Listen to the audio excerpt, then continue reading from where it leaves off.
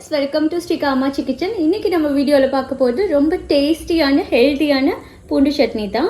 So இது நம்ம வீட்ல இருக்க சிம்பிள் இன்கிரிடியன்ட்ஸ்லயே ரொம்ப சூப்பரா செஞ்சு முடிச்சிடலாம்.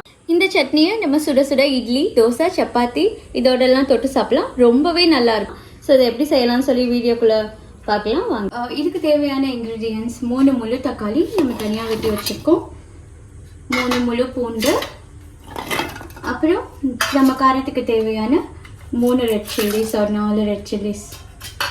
சட்னிக்கு தேவையான சால்ட் நம்ம கொஞ்சம் இதில் ஆட் பண்ணிக்கிட்டு நல்லா பேஸ்ட் மாதிரி வர மாதிரி ஃபுல்லாக நம்ம கிரைண்ட் பண்ணி எடுத்துக்கலாம். பாருங்கள், இது இந்த அளவுக்கு அரைச்சா போதும். ஸோ இதை நம்ம தனியாக எடுத்து வச்சுக்கலாம். இப்போது பேன் நல்லா சூடானதுக்கப்புறம் இதில் நம்ம கொஞ்சம் எண்ணெய் சேர்த்துக்கலாம். பூண்டு சட்னிக்கு கொஞ்சம் அதிகமாகவே நம்ம எண்ணெய் சேர்த்துக்கலாம். ஸோ தட் நல்லா டேஸ்டியாக இருக்கும். இப்போ இதில் கடுகு, கடலைப்பருப்பு கொஞ்சம் பொரிஞ்சு வந்ததுக்கப்புறம் நம்ம தனியாக எடுத்து வச்சுருக்க ஒரு கொத்து கருவேப்பிலையை சேர்த்துக்கலாம்.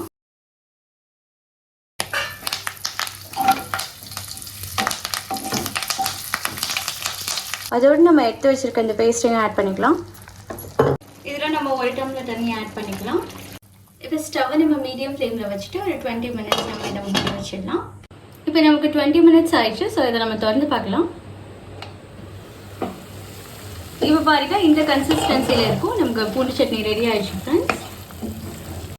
அவ்வளோதாங்க, நமக்கு பூண்டு சட்னி ரெடி ஆயிடுச்சு. இதை நீங்கள் 3 டேஸ் வரைக்கும் ஃப்ரிட்ஜில் ஸ்டோர் பண்ணி சாப்பிட்லாம். ஸோ இது இட்லி, சப்பாத்தி, தோசை எல்லாத்துக்குமே ரொம்ப சூப்பராக இருக்கும்.